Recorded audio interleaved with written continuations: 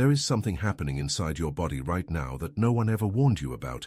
Not a disease, not a disorder, not something your doctor checks for during your annual physical, not something that shows up highlighted in red on a lab report, something far quieter than that, something that moves beneath the surface of every symptom, every diagnosis, every explanation you have ever been given for why you feel the way you feel.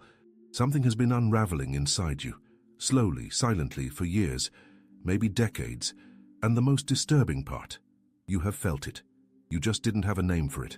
That creeping sense that your body is no longer responding the way it used to, that your sleep doesn't restore you the way it once did, that your energy has a ceiling now, a low ceiling, and no amount of rest seems to raise it, that you recover more slowly, that your mind feels like it's moving through something thick, that somewhere along the way, without a single dramatic moment to point to, something essential began to dim. That something has a name, and in the next few minutes, you are going to hear it for the first time, along with the exact reason it is happening and the precise method that masters across 3,000 years of human history developed to reverse it. Here is what you need to understand before we go any further. There is a nerve inside your body that the ancient world knew about long before modern science gave it a Latin name. This nerve is not a minor player. It is not a footnote in the story of your health. It is the conductor of the entire orchestra, the master signal. The invisible thread that connects your brain to your heart, your gut, your immune system, your hormones, your emotional state, and the biological clock that determines how fast, or how slowly, your cells age and die. The ancient masters felt this nerve. They mapped it. They built entire systems of practice around it, passing this knowledge down in whispers, in closed circles, from teacher to student, in the dark silence of mountain monasteries and cliff-carved caves. For 3,000 years, this knowledge lived in the shadows, protected, sacred, inaccessible to anyone who hadn't spent a lifetime earning the right to receive it. Then, about 30 years ago, modern science walked through the same door the ancients had been standing inside for millennia. Researchers published papers. Scientists gave awards to each other for the discovery. The world called it a breakthrough. And somewhere very quiet, the ones who had been practicing since before memory simply smiled. Because for them, this was not a breakthrough. This was Tuesday morning.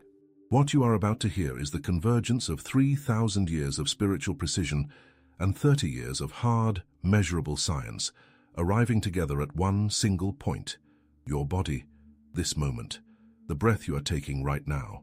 If this message is landing somewhere real inside you, if something in you already recognizes what I am describing, I want to invite you to do one small thing before we continue. Like this video. And leave a comment telling me where in the world you are watching from, the place, the hour, the minute, because this knowledge deserves witnesses, and I want to know who is receiving it. Watch this until the very end. What is waiting for you in the final minutes is the part that changes everything, because the question is not whether this is happening to you. It is. The only question is whether you are ready to understand why, and whether you are ready to do something about it. What comes next will change the way you see your body forever. You deserve to know the name of the thing that is working against you. Not tomorrow. Not at the end of this video. Right now, before we go any further, because you have spent long enough living inside a process you were never given permission to understand. The name is this: vagal tone collapse. Say it once. Let it land. Because those 3 words describe something that is happening inside your nervous system at this exact moment. Something measurable, something trackable, something that no one in your life has ever sat down and explained to you. Not your doctor, not your therapist, not the health articles you have read at midnight when you couldn't sleep and needed answers. And here is the first thing you need to understand about it. This is not stress. Not the word stress the way magazines use it. Vague, soft, something you fix with a bath and a weekend away. This is a specific biological collapse, a concrete physiological process with a beginning, a mechanism, and this is the part that changes everything: an end. It can be stopped. It can be reversed, but only if you understand exactly how it works. So let's go there.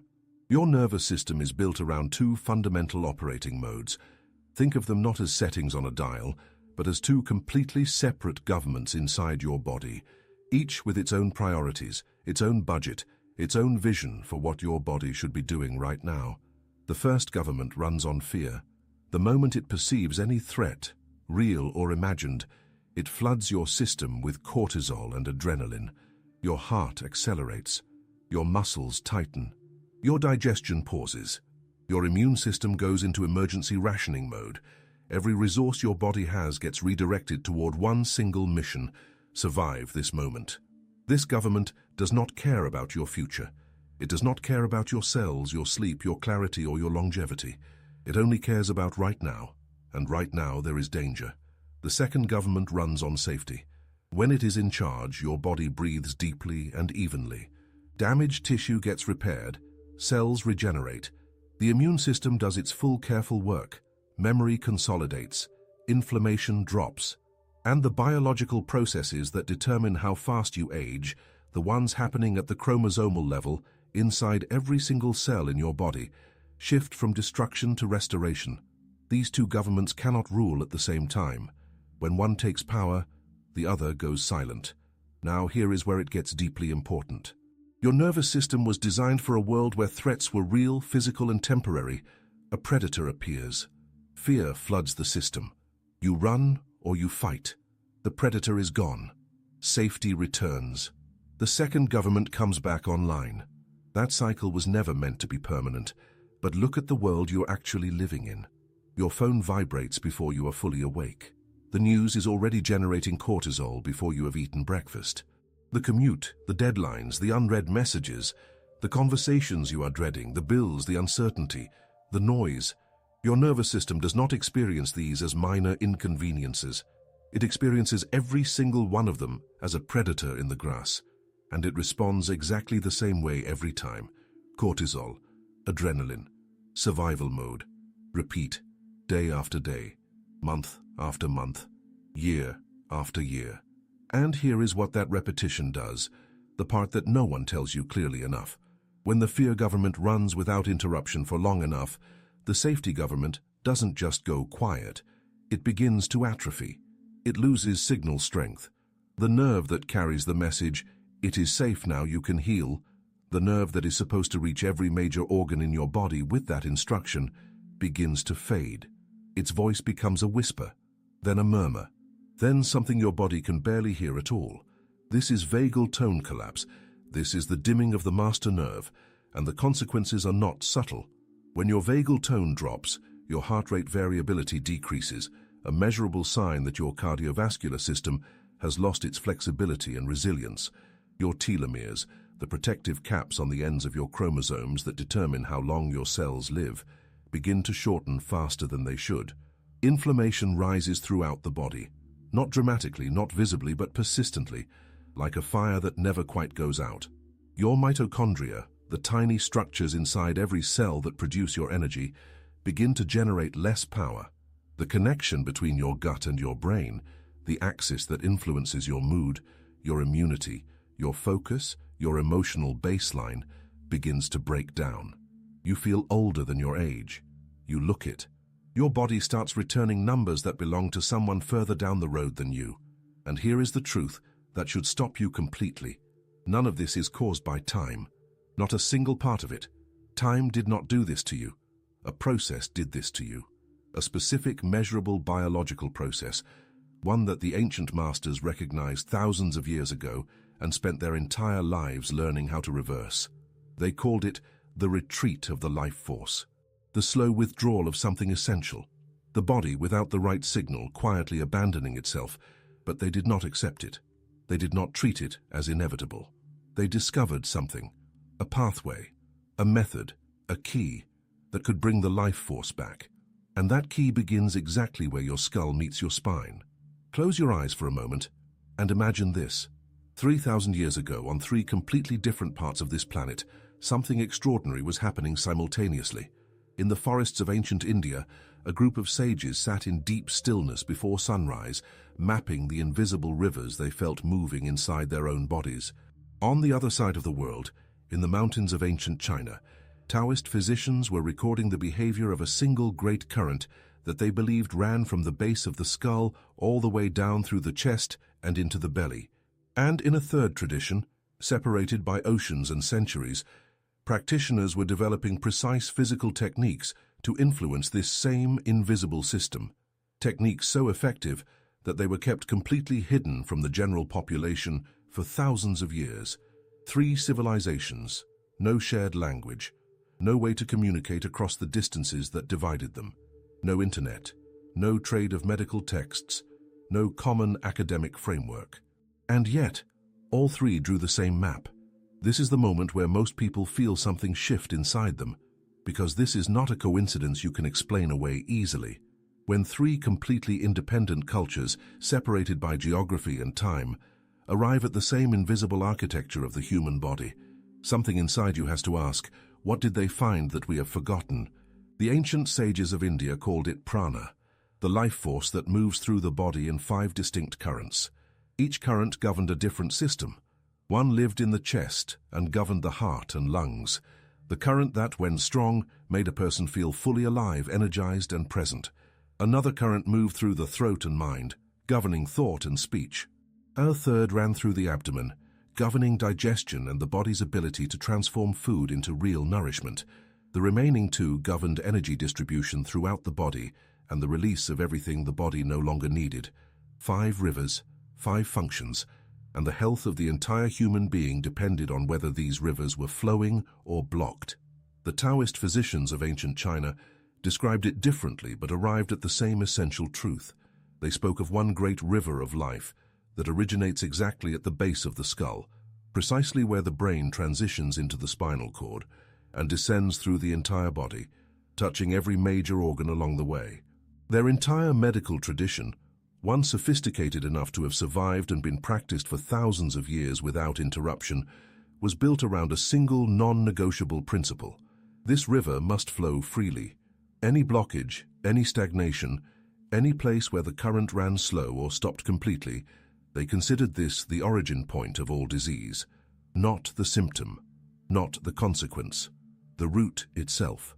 When the river flows, the body lives fully. When the river stops, the body begins its slow, quiet surrender. Now here is the moment that changed everything for modern science. When researchers finally sat down with these ancient texts, the Vedic prana maps, the Taoist meridian charts, the detailed yogic descriptions of inner currents and physical locks, they were expecting metaphor. They were expecting spiritual poetry. They were expecting the beautiful but ultimately imprecise language of people who did not have access to microscopes or nervous system diagrams. What they found instead was anatomy. The 5 prana currents of the Indian tradition align almost perfectly with the innervation zones of the vagus nerve. The current governing the heart and lungs corresponds directly to the cardiac and pulmonary branches of the vagus. The current governing digestion corresponds to the branches that travel to the stomach, liver, and intestines. And the great river of life described by the Taoist masters, the one that originates at the base of the skull and descends through the body touching every organ, traces the exact same path that the vagus nerve travels through the human body. 3,000 years ago, without a single anatomical instrument, these practitioners had accurately mapped one of the most complex and consequential nerve structures in the human body.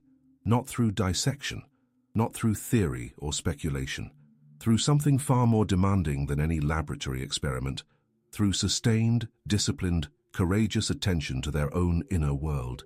They sat still. They turned awareness inward. They felt the body from the inside with a precision that most modern humans will never know, because most modern humans are too distracted to stay still long enough to feel anything beneath the surface noise of daily life.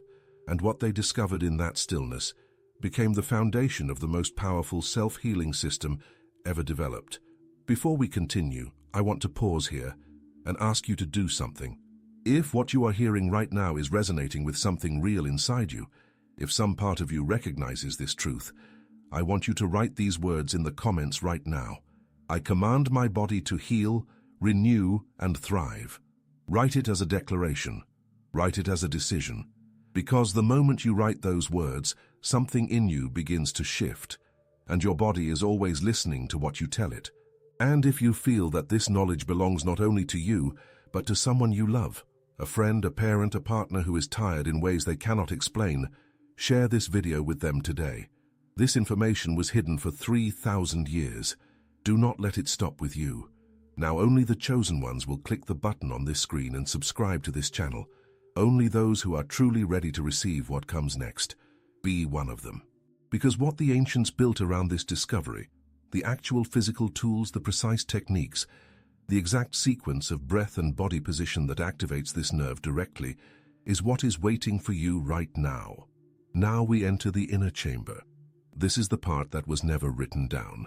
The part that lived only in the space between a master and a student, passed through direct experience, through years of earned trust, through the kind of relationship that no online course or self-help book has ever been able to replicate. What you are about to receive was protected for thousands of years, not because it was dangerous, but because the people who held it understood something that the modern world has completely forgotten.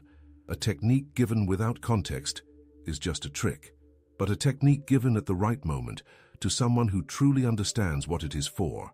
That is a transmission. That is transformation. This is your moment, and this is the technique. It is called the ancient breath of retention. And before you assume you already know what this is, before your mind reaches for something familiar, I need you to set aside every breathing exercise you have ever encountered.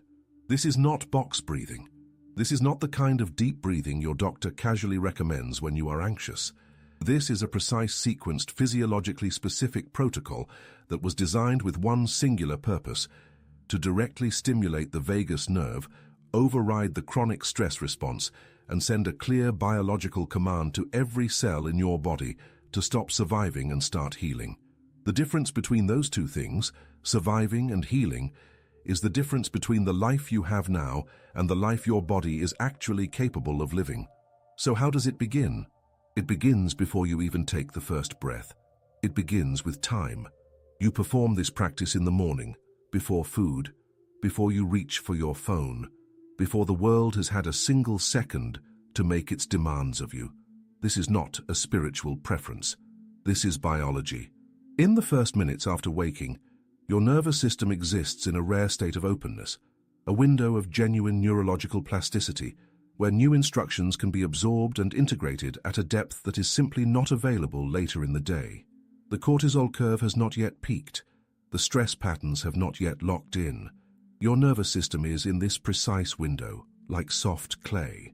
It will take the shape of whatever you press into it first. Most people press a phone screen into it.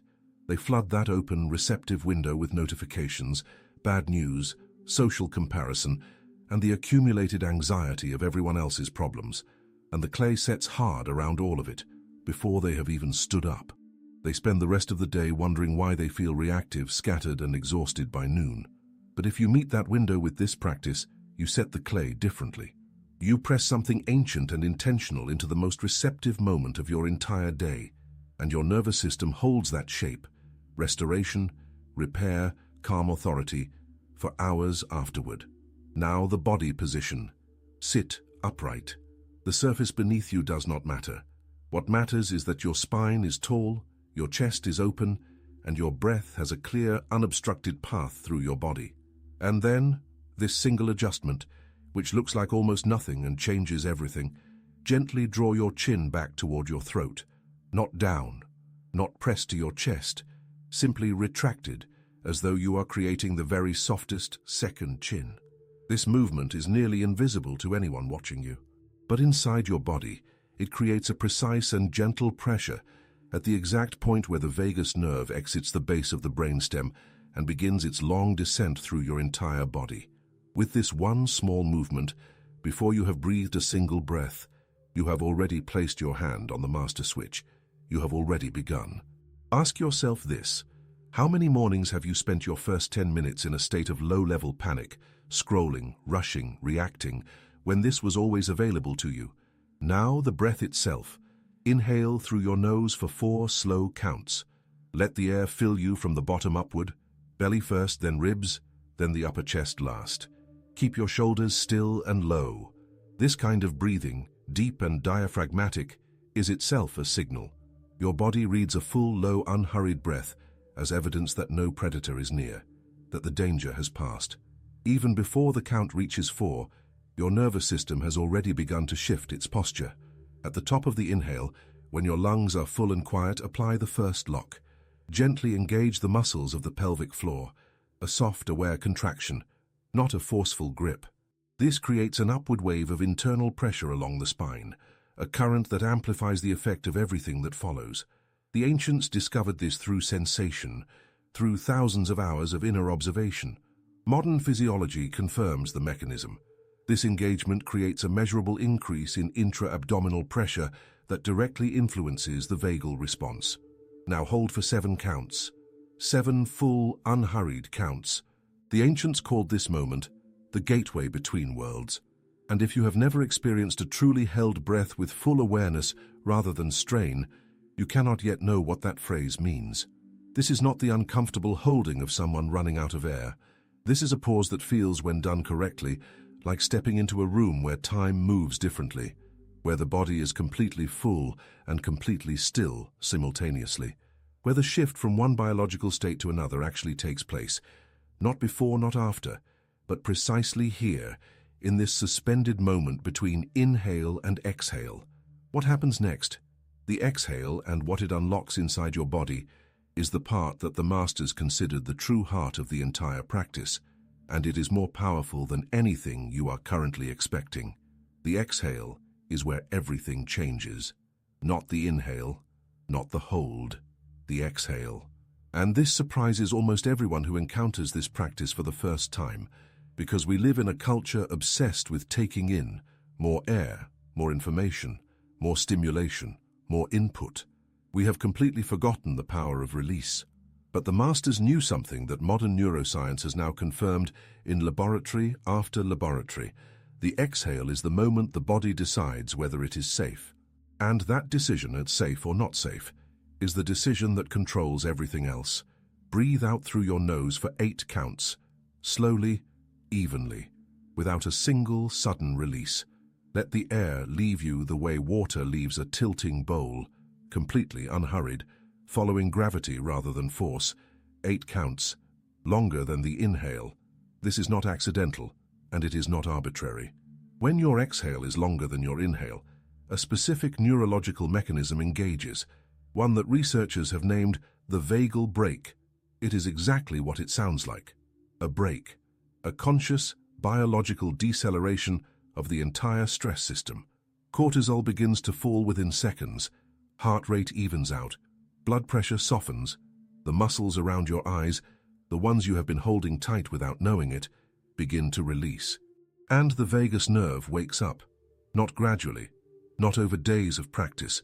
In this moment, in these 8 counts, the nerve that carries the signal of restoration to every organ it touches, heart, lungs, stomach, liver, intestines, immune cells, sends that signal now. This exhale is not a breathing technique. It is a command issued directly to your biology. Begin repair. Begin regeneration. Redirect resources from survival back to restoration. The emergency is over. Come home. When the exhale is complete, rest in stillness for 2 counts. Do not rush the next inhale. Simply sit at the bottom of the breath, in the silence that lives there, in what the ancients called the lower gateway, the point of absolute peace before the cycle begins again. 2 counts of pure, empty stillness. Then begin again. 4 counts in. 7 counts held. 8 counts out. 2 counts of stillness. 4, 7, 8, 2, 9 cycles. Less than 10 minutes. Now let's talk about what those 10 minutes are actually doing inside your body, because this is where the story becomes extraordinary. In 2004, a team of researchers at the University of California made a discovery that quietly rewrote what scientists believed about human aging. They found that psychological stress, specifically the kind of chronic, low-level, unrelenting stress that defines modern daily life, directly accelerates the shortening of telomeres. Telomeres are the protective caps on the ends of your chromosomes, and their length is one of the most accurate biological markers of cellular age. The shorter your telomeres, the older your cells are behaving, regardless of what your birth certificate says. The researchers found that women who had spent years as caregivers for chronically ill children, living in a permanent state of stress with no recovery, had telomeres equivalent to women 10 years older, 10 biological years consumed by stress alone. That study shook the scientific community, but what came afterward was even more significant. Subsequent research found that the same measurement, telomere length, could be positively influenced by practices that activated the parasympathetic nervous system, practices that raised vagal tone, practices that, when studied carefully, bore a striking resemblance to what the ancients had been doing every morning for 3,000 years. The biology was responding to the signal. The cells were listening. And when the signal changed from threat to safety, the cellular aging process slowed. Think about what that means for a moment. Your cells do not have a calendar. They do not know your age. They only know the chemical environment you create for them through the state of your nervous system. Give them cortisol and chronic alert, and they age faster than time requires. Give them the signal of safety and restoration, consistently, deliberately, every morning, and they begin to behave younger than your years. This is not a metaphor. This is biochemistry. Here is another fact that very few people know. A study published in the journal Frontiers in Human Neuroscience found that slow, controlled breathing at specific rhythms that closely match the 4-7-8-2 pattern, produces measurable increases in heart rate variability within a single session. Heart rate variability, or HRV, is the variation in time between each heartbeat, and it is considered one of the most reliable indicators of vagus nerve health and overall resilience. High HRV means your nervous system is flexible, adaptive, and capable of recovering quickly from stress. Low HRV means it is rigid, depleted, and stuck in survival mode. A single session of this practice begins to move that number. Not after a month, not after 21 days, after one session. Now imagine what 21 consecutive mornings does. Imagine what 90 days does. The research on this is consistent and growing. By the end of the first week, sleep quality improves, not as a side effect, but as a direct consequence of the nervous system finally receiving permission to rest. By the end of the second week, emotional reactivity decreases. Things that previously consumed your entire day begin to pass through you more quickly, not because you care less, but because your system has learned to recover faster. By the end of 3 weeks, something more subtle arrives. People around you begin to notice something has changed, in your face, in the quality of your presence, in the steadiness behind your eyes, before you have found the words to explain it yourself. But here is what no one warns you about. Here is the part of the journey that the masters always prepared their students for, because without this preparation, most people stop just before the moment everything opens. Most people stop just before the door opens, not because the practice is too difficult, not because they lack the time, not because the method does not work. They stop because of something far more human than any of those reasons. They stop because change, real biological cellular change, requires you to believe you are worth the consistency. And for many people, that is the hardest part of all. The philosopher Seneca wrote nearly 2,000 years ago, "It is not that we have a short time to live, but that we waste much of it." He was not speaking about leisure. He was speaking about the specific tragedy of a human being who possesses the tools for transformation and chooses, day after day, to leave them untouched.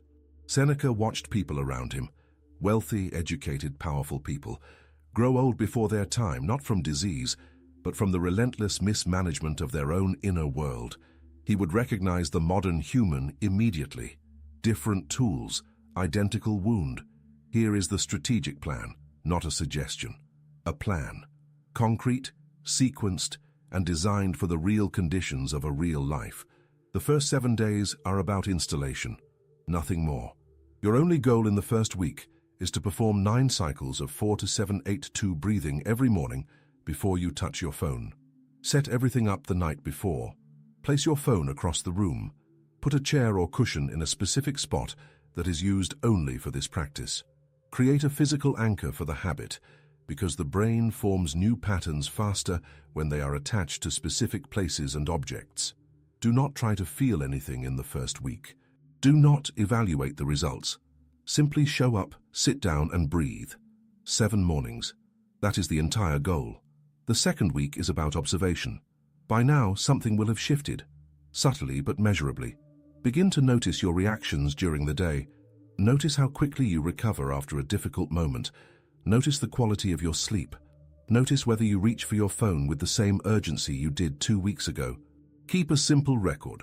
3 sentences each evening, nothing more. What did I notice today? What felt different? What is still the same? This record is not a journal. It is evidence. You are building a personal case for your own transformation, and evidence matters when the mind tries to convince you that nothing is changing. The philosopher William James, often called the father of modern psychology, said this: "The greatest revolution of our generation is the discovery that human beings, by changing the inner attitudes of their minds, can change the outer aspects of their lives."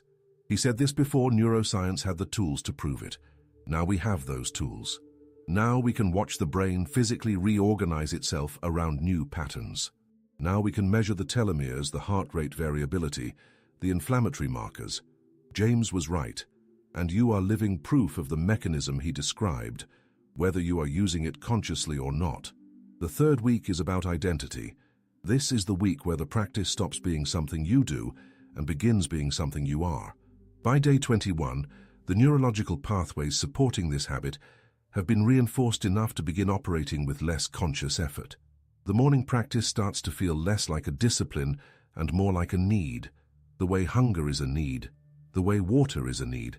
This is the moment the ancients were pointing toward when they spoke of the practice becoming self-sustaining, when the body, having tasted genuine restoration, begins to ask for it. At 90 days, go and measure your heart rate variability if you have access to a device that tracks it. Look at your sleep data. Look at how you respond to stress compared to 3 months ago. The numbers will speak clearly. But more than the numbers, look at the people around you, the ones who know you well. Ask them quietly whether something has changed. Their answer will tell you more than any instrument. The Stoic philosopher Marcus Aurelius, who governed the largest empire in the world while managing chronic illness and unrelenting pressure, wrote in his private journals, "You have power over your mind, not outside events.